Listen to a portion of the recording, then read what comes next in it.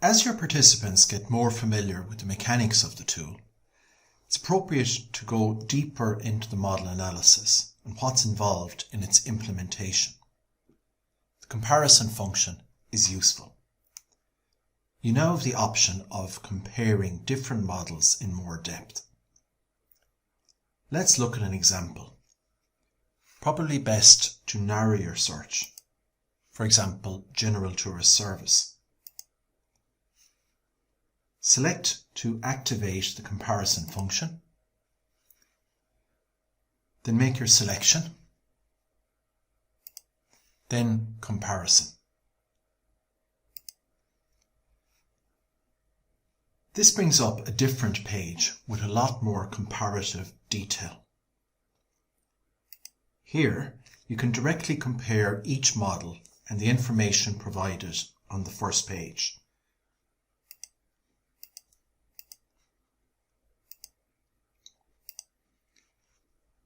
Clicking on the PDF brings up a lot more information on the model in question, including its business canvas, links to examples, videos, etc.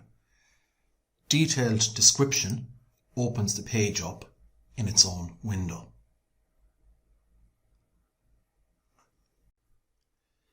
We're now moving closer towards actual business model implementation, and participants are moving from passive engagement to active interaction with the tool, where the purpose is to use the tool to assess their own potential implementation of a specific business model. Say, for example, food assembly. On this page, you can match your own circumstances to each particular model. As your participants are going to be more engaged here, it can get a little more complicated to follow. So walking through some examples is very necessary. On the left, you'll see a list of external and internal requirements specific to the model. Each requirement is allocated a different weighting. In this example, internet has a weighting of 5, so it's extremely important. Noise tolerance in this rural model, not such an important consideration.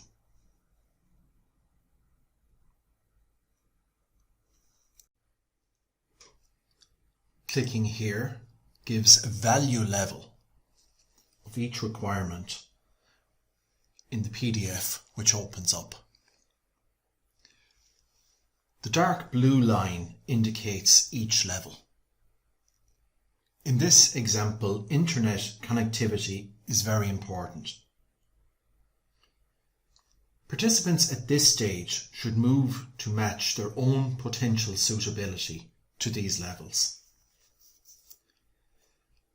Let's imagine internet connectivity is particularly poor and every other category is average.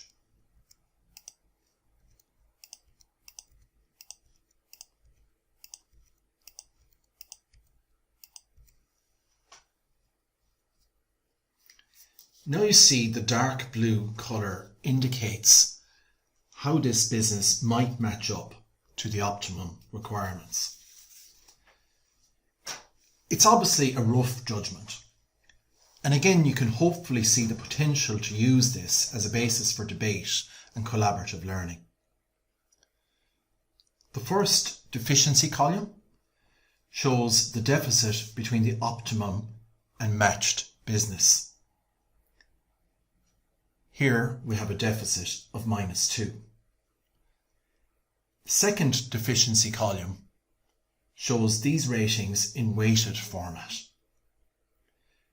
For example, here an internet importance weighting of 5 leads to a weighted deficiency of -10.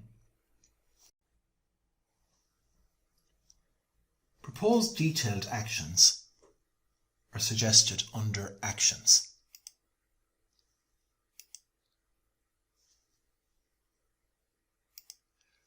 The last column is effort.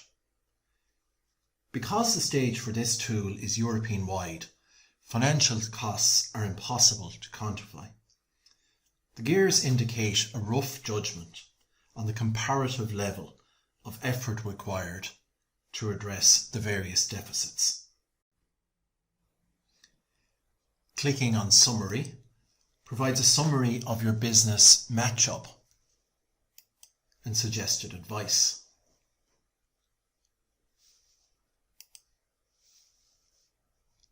Clicking on Financials allows you to attempt to calculate the cost of rectifying the deficiencies just highlighted.